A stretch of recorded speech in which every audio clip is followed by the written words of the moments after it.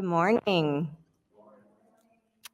I want to thank Maya for that beautiful family story. That was probably a hard thing to share, and I just want to thank her for that. That was wonderful to hear.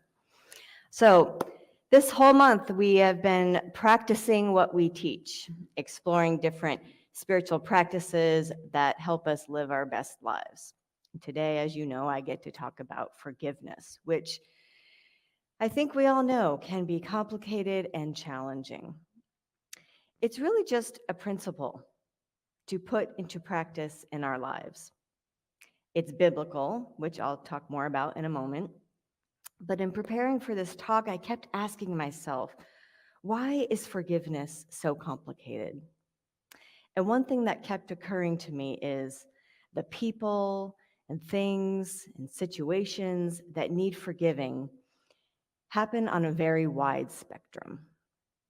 There are things that cause us minimal pain and inconvenience, and they might be easy to forgive. And then there are things that cause us such deep pain and sometimes can cause lifelong suffering, so much that they may seem impossible to forgive. So for instance, just to throw out a couple examples, let's say you have a lunch date planned with your best friend, and she forgets about it, and she doesn't show up. And you're sitting in the restaurant waiting, and you have to text her and remind her, and you both laugh about it, and she rushes to come meet you. Probably not that big of a deal to forgive your best friend, right?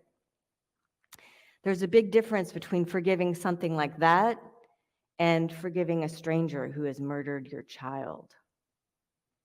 That got dark real quickly.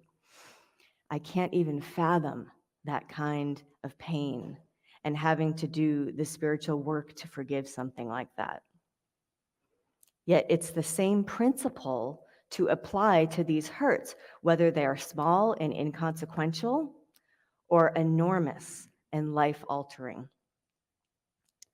There is simplicity to the spiritual principle of forgiveness, but that doesn't make it simple or easy to do. The simplicity is the belief that we are all good and we are all one with each other, one with God, the good.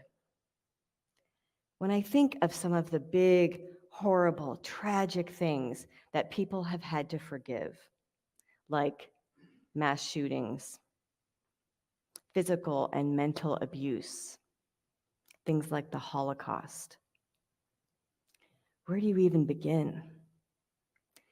Anne Frank wrote in her diary, "In spite of everything, I still believe that people are really good at heart."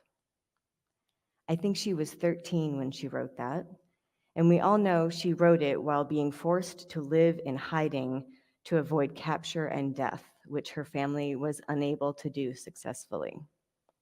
She had the belief that all people are good.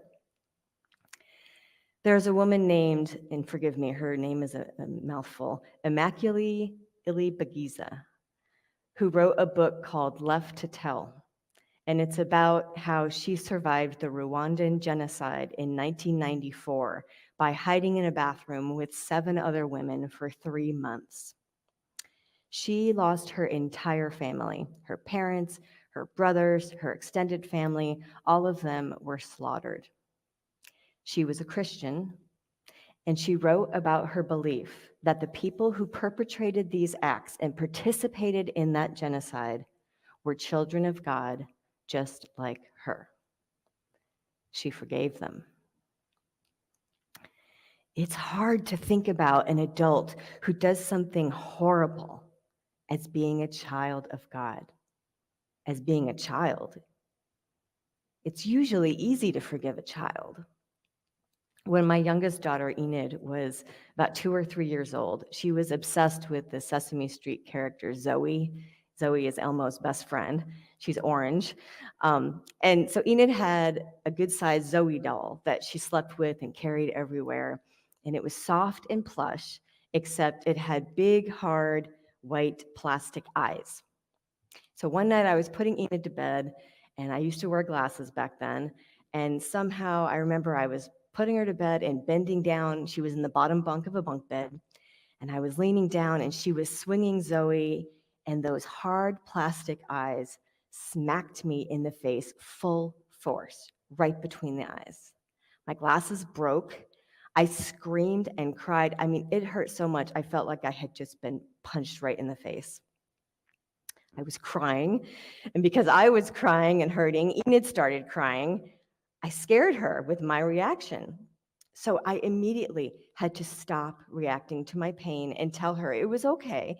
It was an accident. And I remember telling her, I forgive you, honey. You didn't mean to hurt me. It was easy and effortless to forgive her, even in the midst of my pain that was real, because she was an innocent child. One time, a few years after that, I was out walking my dog.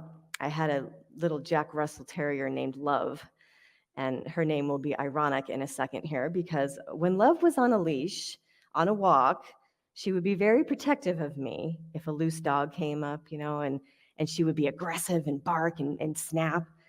So one day I'm walking her, and a big dog comes running up to us, and she's trying to fight it. So I scooped her up into my arms, and I don't know who I thought I was protecting exactly, but in the midst of this scuffle with this dog, Love bit my arm, broke the skin. I was bleeding. I was so mad at that dog. So I get home, and I'm telling my kids the story of what happened, and my middle daughter, who was probably about 10, says to me, calmly and rationally, Mom, sometimes I get mad and act crazy, and I hurt you, and I break stuff, and you always forgive me. You have to forgive the dog. Wow. She was reminding me that our dog's innocence was just like her own, like all children who are all good and innocent. It is challenging to remember that all people at their core are divinely created, innocent, and good. Now, they may lose their innocence through trauma and their own painful life experiences. I'm sure you've heard that saying before, hurt people hurt people. It's true. When you're struggling to forgive someone, it can be very helpful to imagine the hurt child behind the action that hurt you. I want to say that again because I think it's so powerful. It's helpful to imagine the hurt child behind the action that hurt you. Often we're dealing with a hurt child. When we've got some person, some experience, we just can't bring ourselves to forgive. Where does that leave us? What is the opposite of living in forgiveness? When we don't forgive or we can't forgive, it means we're holding on and carrying past hurts with us. We're thinking about them. We're feeling anger and pain and resentment, which we know only hurts us. There's another insightful saying that says holding on to anger is like drinking poison and expecting the other person to die. It doesn't work that way. We are poisoned by our anger. Now, as I mentioned before, forgiveness is biblical principle. It's scripture. Jesus is asked, how many times are we to forgive? And he tells them 70 times 7, which according to all the scripture commentary I read, really just means a limitless number of times. We are to forgive our brothers and sisters forever. Now, what I found interesting is the meaning behind the original language.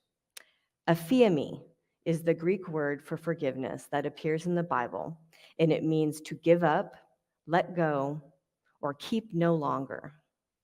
That is the spiritual principle of forgiveness. It is the way God forgives, and we are to forgive in the same way. Ernest Holmes wrote about this in The Science of Mind. He said, remembering that the Spirit holds no evil toward man and that God is love, we should emulate this divine lesson and forgive all, that our hearts may be free from the burden of our own condemnation. God doesn't know anything about sin, And of course, by sin, we mean the belief in duality, believing in our separateness from God, believing we are separate from our own divine nature. Spirit forgives this because it doesn't even recognize it. It's given up, let go, never held against us. Now, when we forgive, we stop carrying the incident, whatever it is. We stop thinking about it and let it go. That is really when the magic begins to happen with this spiritual practice. It's not about letting a person off the hook. It's not about liking them or really having any kind of relationship with them necessarily. It's about releasing the situation and seeing what is revealed in its place. When we don't forgive, we're blocking our own consciousness and we're blocking our good. The divine science minister Emmett Fox wrote a book called The Sermon on the Mount. And in it, he discussed the importance of forgiveness with regard to the demonstration of our good. He said, if your prayers are not being answered, search your consciousness and see if there is not someone whom you have yet to forgive. Find out if there is not some old thing about which you are very resentful. He suggests that if we're holding a grudge, we will see our demonstration of good after we perform an act of forgiveness. By allowing forgiving thoughts about those who have wronged us, we end up bringing about the very blessings of the divine we wish to attract in our lives. What's left when you release the pain and suffering and forgive? It's the truth of spirit, which is good and only good. This good, our good, is revealed when we practice forgiveness. My favorite illustration of this is Wayne Dyer's experience with forgiveness. I think you probably all know who he is. He was a renowned motivational speaker and prolific New Thought author. He spoke openly about his father, who abandoned him, and his two older brothers, and his mother, excuse me, when he was only 1.5 years old. This was in the 1940s. He and his brothers ended up in orphanages and foster homes while his mother tried desperately to work and earn enough money to be able to care for her sons and get them back together, which she did eventually. Wayne details the anger and rage he felt toward his father. For years, he said almost every night he would dream about fighting him and confronting him. And as he grew older, he became obsessed with finding this man who caused his family so much pain and suffering. Then one day in his 30s, Wayne learned from a cousin that he didn't even know he had that his father had died 10 years earlier. Even after learning this, he was filled with rage for him. He wanted to go to his grave. He had very limited information. All he knew was the city he was buried in, Biloxi, Mississippi, and he knew the year that his father died. It's just an amazing story of spirit at work.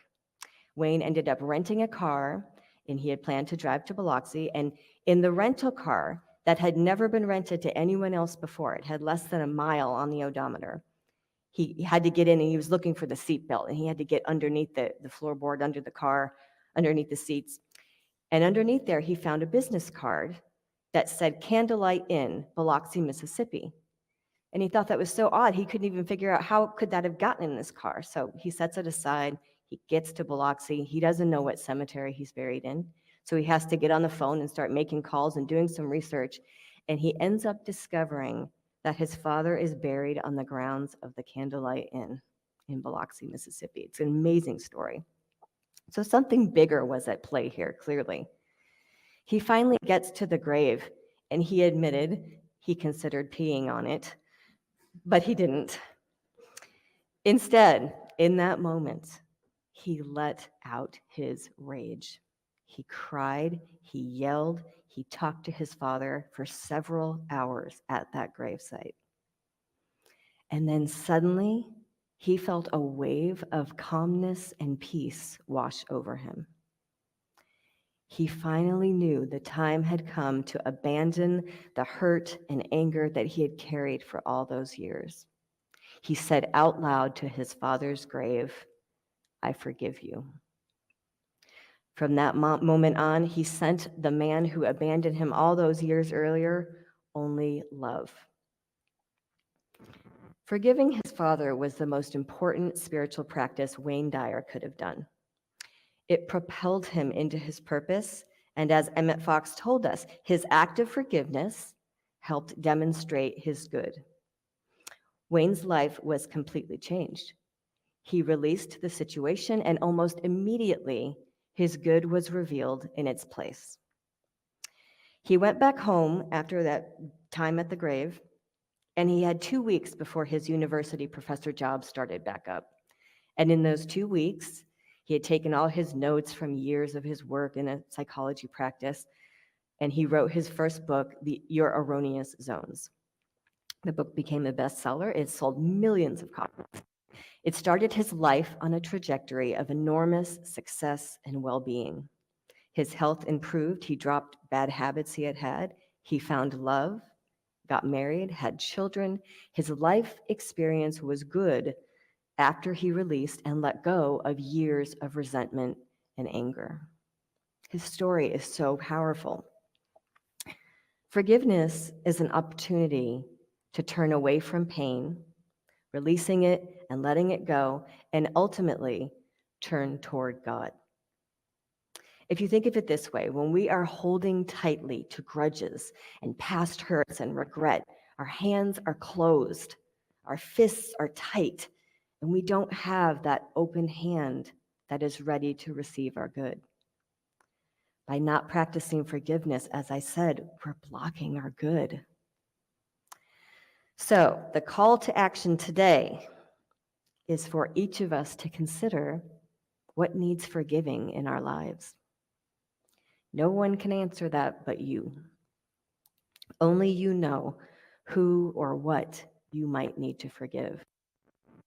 But I really encourage you to think about it and use this spiritual practice because you deserve all the good that is available to you.